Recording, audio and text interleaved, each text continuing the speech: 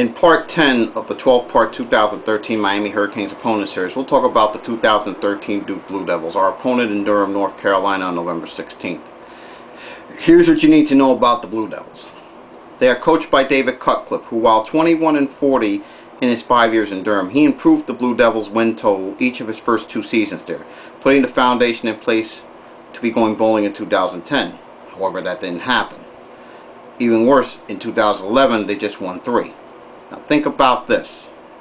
Cut's 15 wins in his first 4 years was the program's best stretch since the days of Steve Spurrier. Then in 2012 they finally made a bowl game, making Cut's hard work pay off.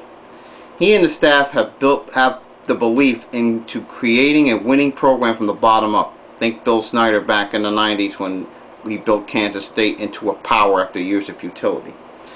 In his career, which includes parts of 7 years at Ole Miss, his record is 65-67. Though you look at the record, you think, okay, he was a so-so coach. Look a little deeper, and you'll see the job he did in Oxford, developing one future Super Bowl winning quarterback in Eli Manning. But he's best known for being in Knoxville all those years with Tennessee, where he spent 19 years as an assistant. And that started way back in 1982 when he started his career as a part-time assistant, and it continued through 98. And along the way, he developed another Super Bowl winning quarterback, which will be Eli's older brother, Peyton. When he was canned from Ole Miss after the 2004 season, he took a year off due to health issues. But he was supposed to be on Charlie Weiss's staff as the first quarterbacks coach at Notre Dame before his health forced him to step down before the start of that 2005 season. In 2006, he came back to Knoxville for a 2-year stint before being tapped as the Boston Durham. Now, when you look at this man's resume, it is just second to none. He spent 6 seasons as their tight ends coach from 1983 to 1988, 1 season as their running backs coach, 89, and 3 as the quarterbacks coach from 1990 to 1992 before getting to run the whole offense as the offensive coordinator. But think about it, once he was there, this guy was recognized by his peers as one of the best play calls in the country. When he went to Oxford for his first head coaching stint, he finished with a winning record every year for his first 5 years. And that includes a 10-win season in 2003, which was highlighted by a co-championship of the SEC West and won the Cotton Bowl. Now let's make no mistake, Cut can coach. Now to succeed at Duke, that takes a special time to coach, and that's something Cut is. Now let's break down the Blue Devils. Offensively, now they're going to have to change their style of offense this year from more of the pass-heavy system led by Sean Renfree, who was drafted in the 7th round by the Atlanta Falcons, to more of a zone read offense. That'll be led by junior quarterback Anthony Boone, who was Renfree's backup the past 2 years. Now he's done okay in the center, albeit with little notice, but he'll clearly be the starter this year. He clinched that with a strong performance back in the spring. The question here is he the right fit for that zone read offense Cut wants to employ this year? Now we'll see in August and September. Now some would say the better fit could have been redshirt freshman Thomas Sirk. However, because of an Achilles injury back in the spring, there's some question on whether Sirk will even play this year. Now what does that mean? It means there's a possibility that in this offense, you could see junior Brandon Connett be pressed into duty at quarterback. Now in that scenario, you take away a player that can hurt you many other ways. But now by going more of a running game first, you'll see more chances for senior Jawan Thompson, junior Josh Snead, and sophomore Jayla Duncan. Now those 3 will get the bulk of the action there, but the running game should go more through Duncan and Thompson than Snead. But with Thompson having an edge due to the fact that he protects better against the pass, and he's a better pass blocker. Another option you could look at could be Cornett. If this offense wants to widen the field on first and second down, it would be imperative for Snead to have Snead and Duncan next to Boone in the zone read. That keeps opposing defenses on their toes more, and especially more so against the run. Now here's something about the Duke offense in 2012. They ran the ball 400 times. They averaged 3.71 yards per carry, and in 2013, look for those numbers to go up. Now, let's go over to the passing game. Connor Vernon has gone to graduation. Here's what they missed in Vernon. He scored the game-winning touchdown against Carolina. However, they do get back a very valuable piece in junior Jameson Crowder, who had 1,074 yards last year. And that alone is an all-ACC wide receiver. Their main target was Vernon. But when you look at the season he had, this guy was like a 1A option than a secondary option. The numbers he had is more of a top flight target. The rest of that core is built on their size. 6 of their weapons are over 6'2", and when you count 2 of their tight ends, there are going to be some mismatches in the slot that Cut's going to exploit. You know that, given the mind that he has offensively. You have senior Brandon Braxton, sophomore Max McCaffrey, and redshirt freshman Anthony Nash, with the latter being the one talent their staff is very high on. Duke has some potent weapons to make things very tough for secondaries in the ACC, but Crowder's going to be their #1 target very clearly this year.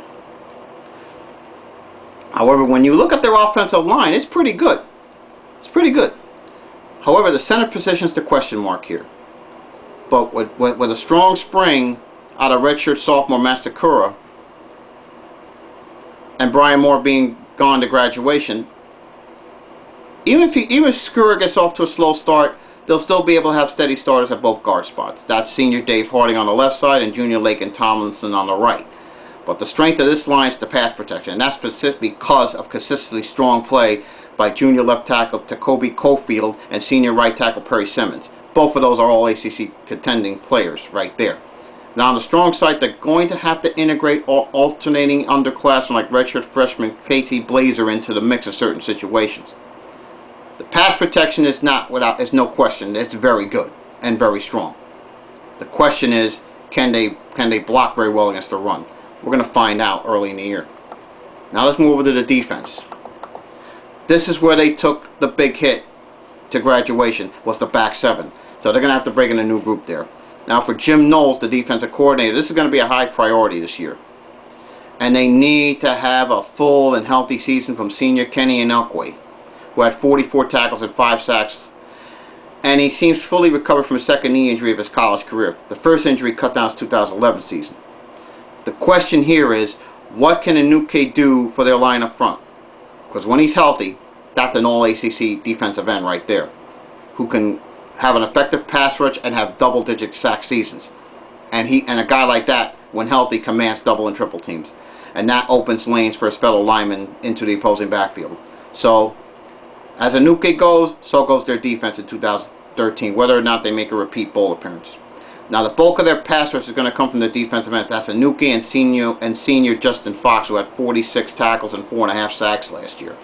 They'll get the bulk of attention, and in turn, the interior can do a lot of damage. You get defensive tackles like Jamal Bruce, Sidney Sarmiento, who had 28 tackles last year, Carlos Ray, Stephen Ingram, and redshirt freshman Sam Marshall and A.J. Wolf to benefit there. But there are 2 concerns with the line. Number 1, these interior linemen don't push. They're big guys, but they can't be single blocks and they don't wreak havoc. So that could be something to watch there. Number 2, they need to have another pair of defensive ends that can wreak havoc off the edge, preferably 1 or 2 pure edge rushers. And that's something they don't have right now, outside of Inuke and Fox. They do have freshmen and sophomores who can fill that role very nicely. So let's see how that plays out defense on the D-line. Now we move over to the linebackers. They have 3 starters looking to fill 2 spots. Both of them are named Brown, by the way, so you can expect some rotation on the weak side. One of the Browns is Kyler.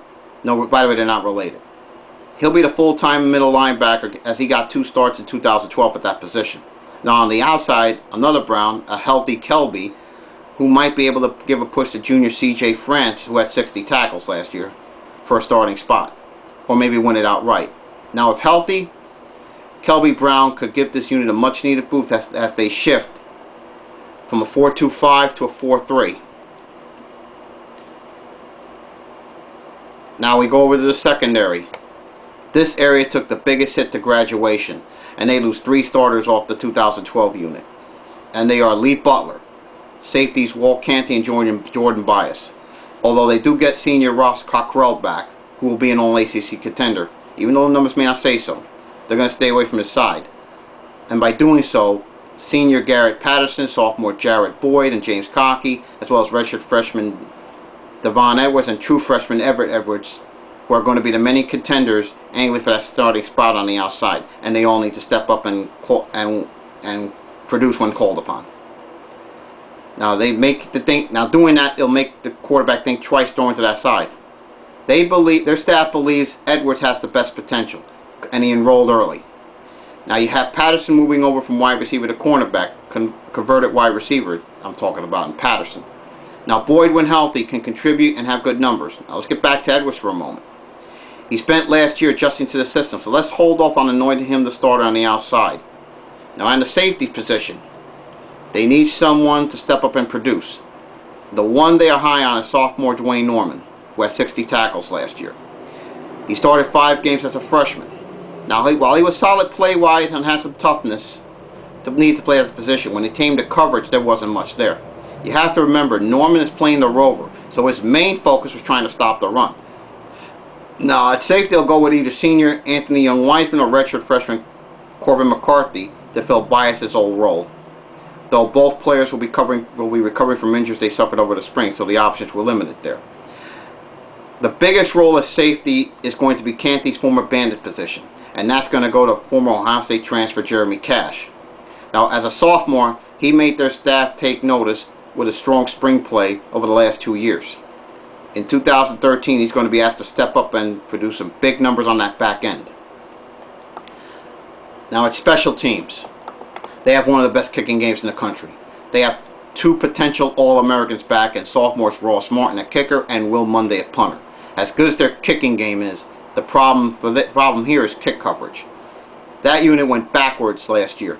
And when you add to the fact they must find a replacement for their leading returner on kickoffs and punts, that'll be Vernon, that's going to be an issue. But when you have Martin and Munday doing the kicking and punting duties, for the most part, they'll be fine.